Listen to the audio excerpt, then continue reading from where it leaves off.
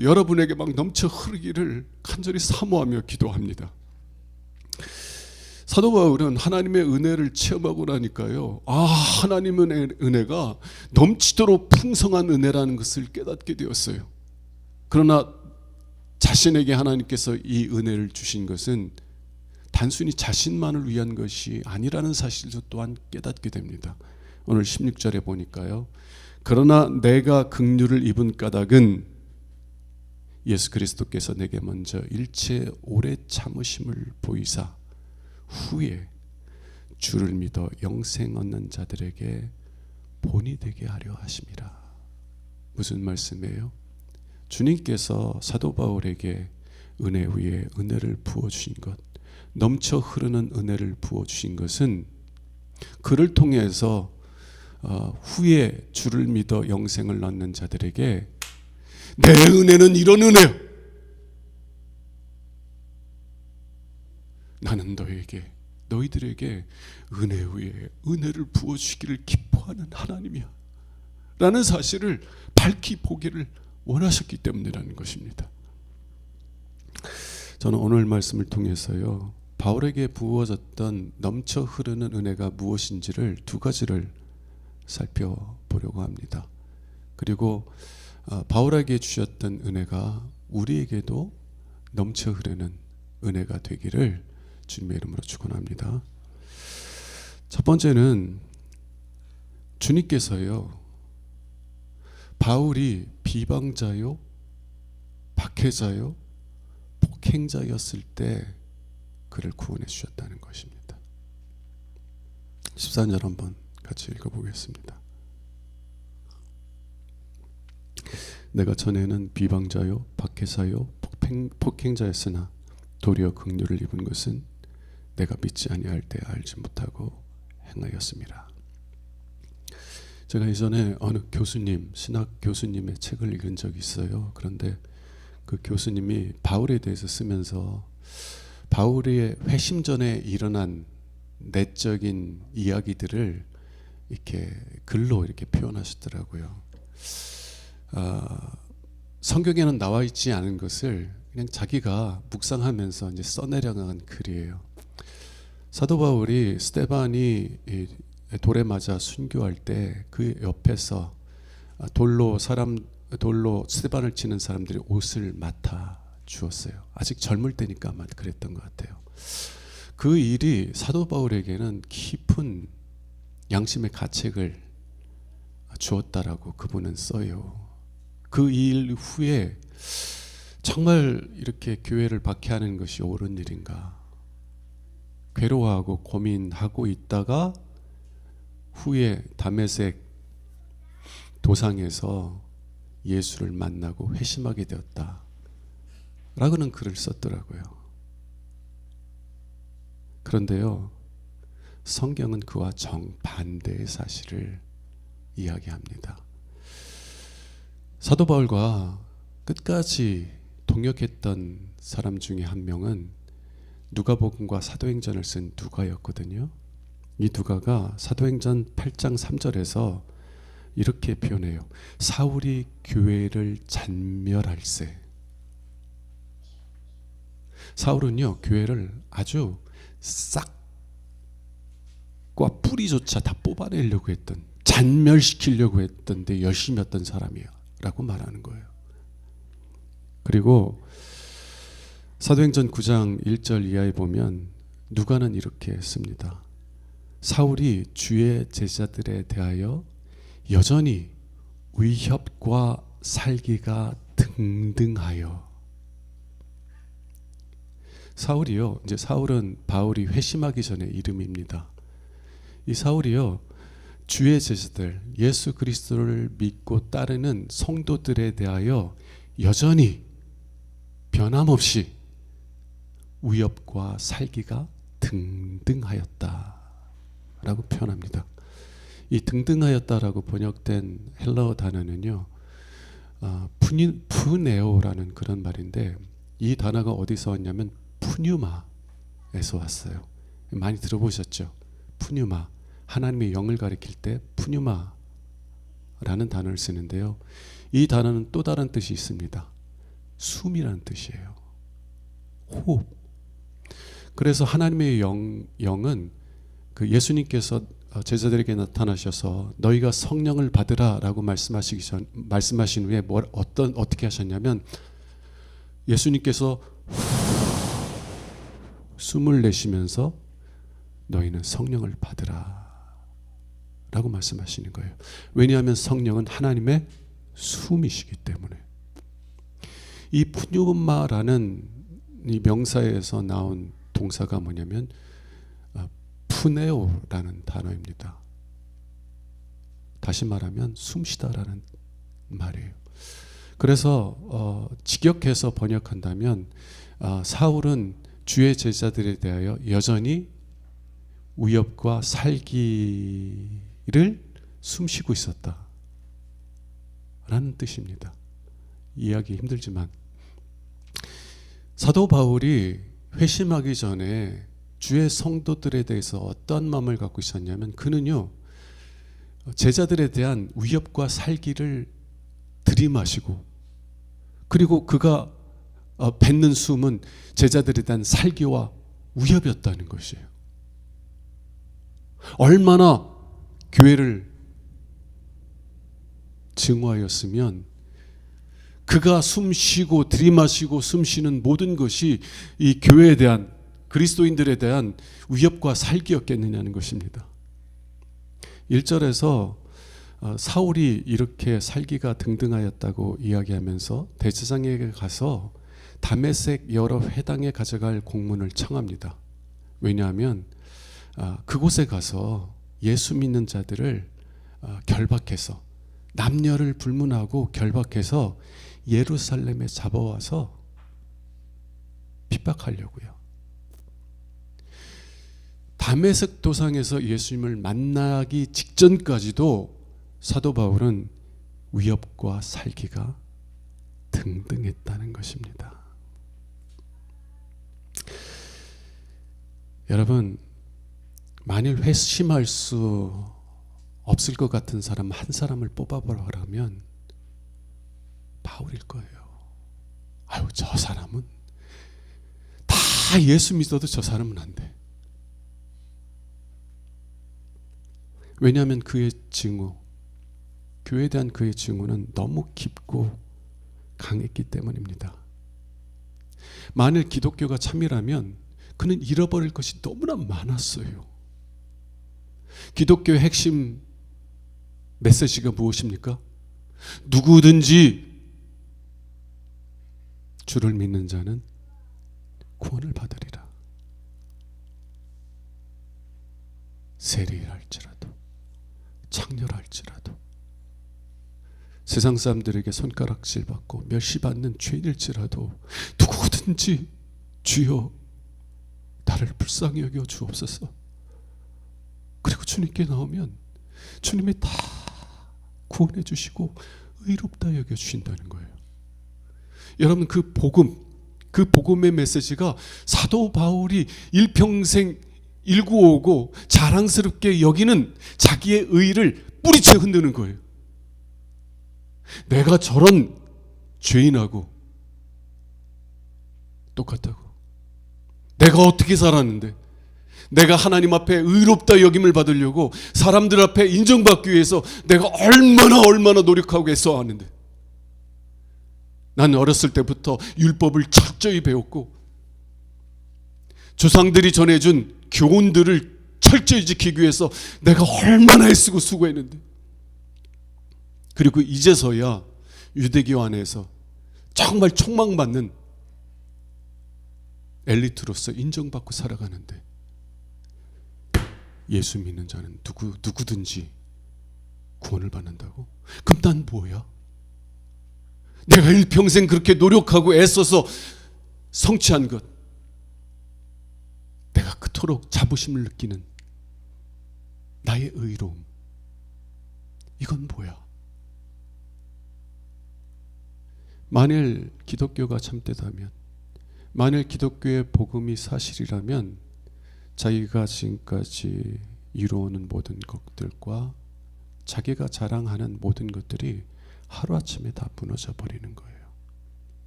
그러니 사도 바울이 기독교를 어찌 증오하지 않을 수 있겠어요? 여러분, 우리가 정말 소중히 여기는 것을 누군가 빼앗아 가려고 그러면 그 사람 미워해요, 안 해요? 우리가 소중히 여기는 것이 크면 클수록 우리의 미움도 비례해서 커지게 되지 않습니까? 바울은 13절에서 이야기했던 것처럼 내가 전에는 비방자요, 박해자요, 폭행자였다는 것입니다. 그리고 우리 인간적인 눈에서 보면 정말 예수를 믿을 수 없다고 여길 수 있는 한 사람이 있다면 바로 바울과 같은 사람이었을 거예요. 그러나 주님의 사랑은요, 주님의 은혜는 넘쳐 흐르는 은혜인 줄로 믿습니다.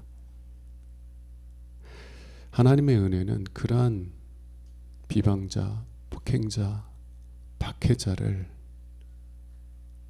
회복시키셔서 누구보다도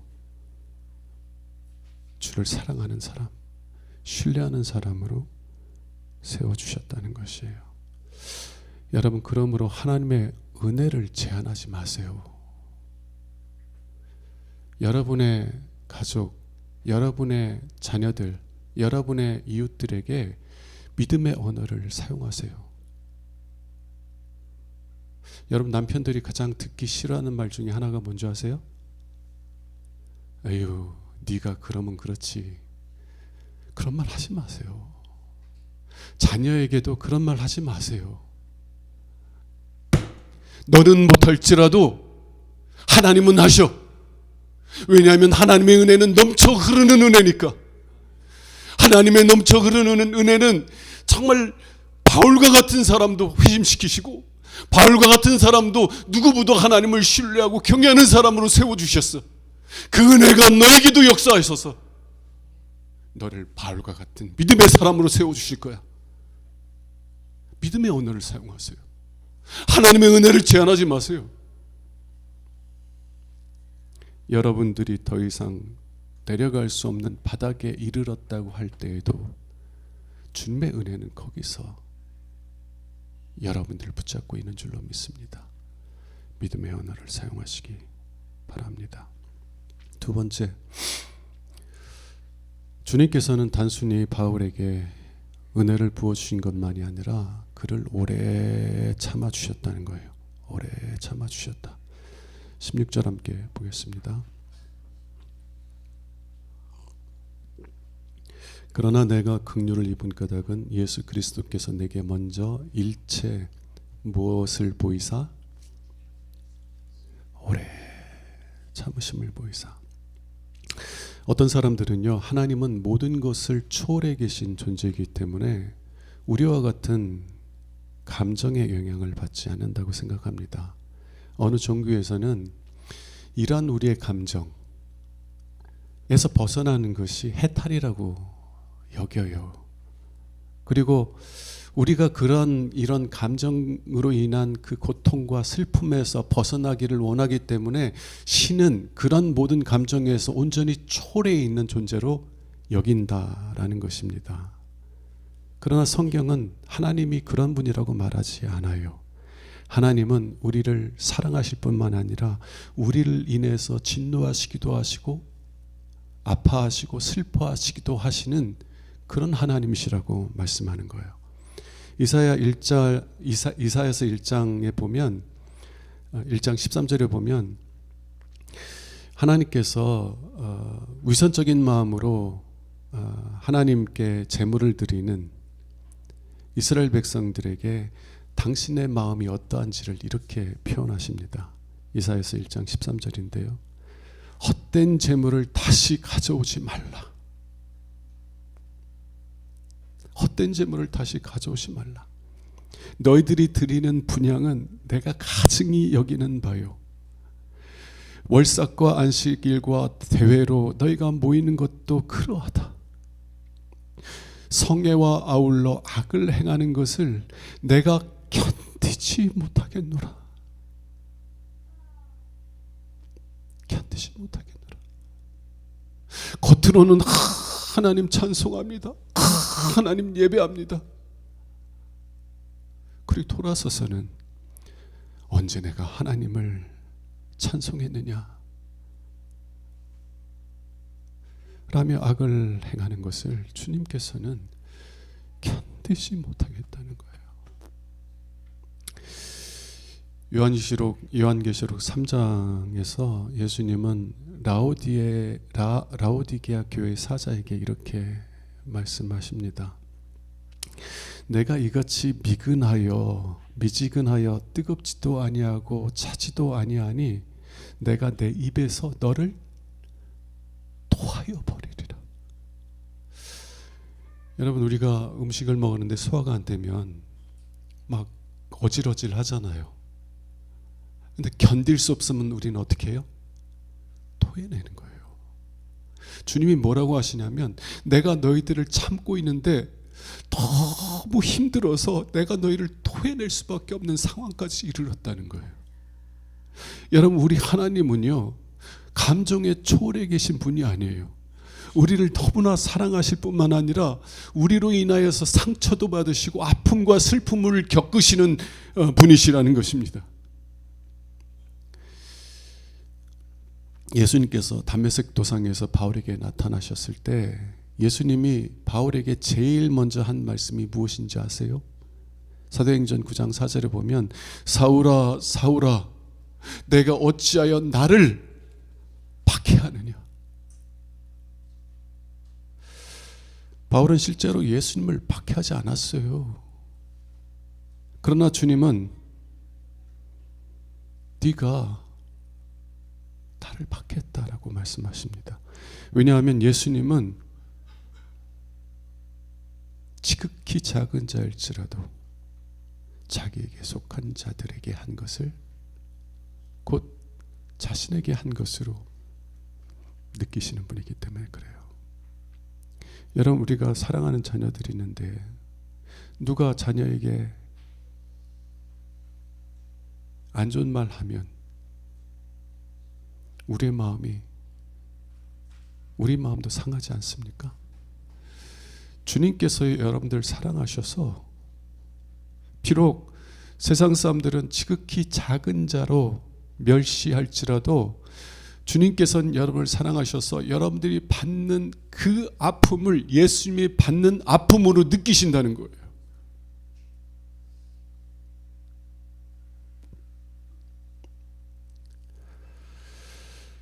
그래서 바울이 교회를 전멸하고자 성도들을 비방하고 박해하고 폭행했을 때 예수님은 곧 자신을 비방하고 박해하고 폭행하는 것으로 느끼고 계셨다라는 것입니다.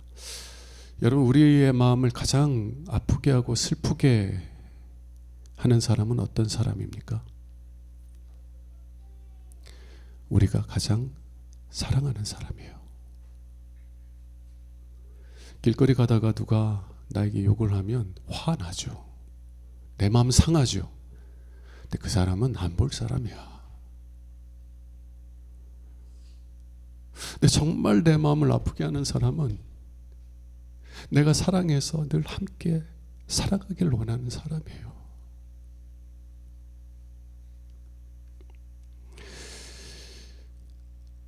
예수님께서는 사도 바울이 어머니의 뱃속에 있을 때 당신의 것으로 선택하셨어요.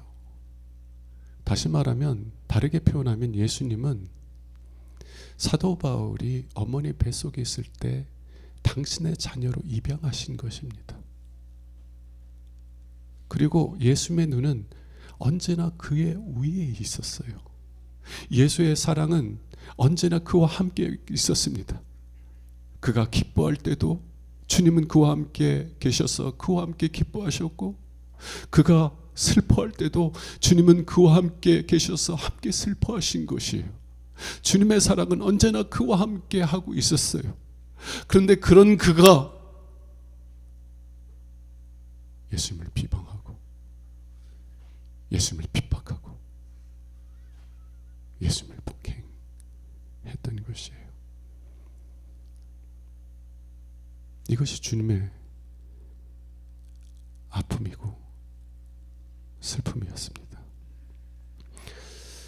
만일 예수님의 아픔이 그렇게 크고 깊었다면, 그리고 예수님도 그 아픔을 참는 것이 그토록 힘드셨다면, 토할 정도까지 힘드셨다면 왜 예수님은 바로를 그토록 오래 참아주신 거예요? 왜? 제가 자주 인용하는 호세아서 11장 8절 말씀을 읽어드릴게요. 이스라엘 백성들을 하나님께서 당신의 백성으로 선택하시고 은혜 위에 은혜를 부어주신 거 우리 잘 알잖아요. 근데 이스라엘 백성들은 그 은혜를 망각하고 늘 하나님을 대적하고 하나님께 반역하는 삶을 살았습니다. 그러한 백성에게 주님께서 이렇게 말씀하시는 거예요. 에브라임이여, 내가 어찌 너를 놓겠느냐? 이스라엘이여, 내가 어찌 너를 버리겠느냐? 내가 어찌 너를 아드마같이 놓겠느냐? 어찌 너를 스보임같이 두겠느냐? 내 마음이 내 속에서 돌이키어 나의 긍휼이 온전히 불붙는 듯 하도다. 주님도 분노하세요. 이스라엘 백성들의 반역과 경건하지 않은 모습으로 인하여서 주님이 아파하세요. 그래서 주님께서 그 백성을 놓아버리기 원하시는 거예요. 야, 나 이젠 더 이상 너 붙잡지 못하겠다. 너 붙잡고 있는 손 이제는 놓으리라. 그런데 그때마다 주님의 중심에서 긍휼의 마음, 불쌍히 여기는 마음이 불붙듯 일어나서 견딜 수가 없다는 거예요. 내가 너를 놓으리라. 내가 너를 더 이상 붙잡지 않으리라. 네가 원하는 삶을 살아라. 나는 너 보겠다. 너무 아파서 그렇게 결단하려고 할 때마다 하나님 중심에서는 긍휼, 불쌍히 여기는 마음이 막 불타올라서 주님이 견딜 수 없다는 거예요. 여러분, 왜 하나님 아버지께서 우리들을 위해서 독생자 예수 그리스도를 십자가에 내어주셨습니까? 우리들이 지옥에 가는 것을 지켜보는 것을 견디지 못하시기 때문에 그래요. 우리가 죄 가운데 멸망하는 것을 하나님께서는 견딜 수 없어 하시기 때문에 그렇습니다. 네, 하나님께서는요, 저와 여러분들을 놓으려고 하셨을 거예요. 네가 선택한 길이니 네가 책임져라. 네가 나를 멸시하고 모욕하고 나를 떠나갔으니 그래, 네가 원하는 삶을 살아라. 내가 없는 지옥에서 영원토록 살아라 라고 하려고 하실 때마다 하나님 마음에서 긍휼이 불붙듯 타올라서 아버지가 견딜 수 없어서 우리를 구원하시기 위해서 독생자 예수를 우리를 대신하여 십자가의 저주에 내어주신 줄로 믿습니다.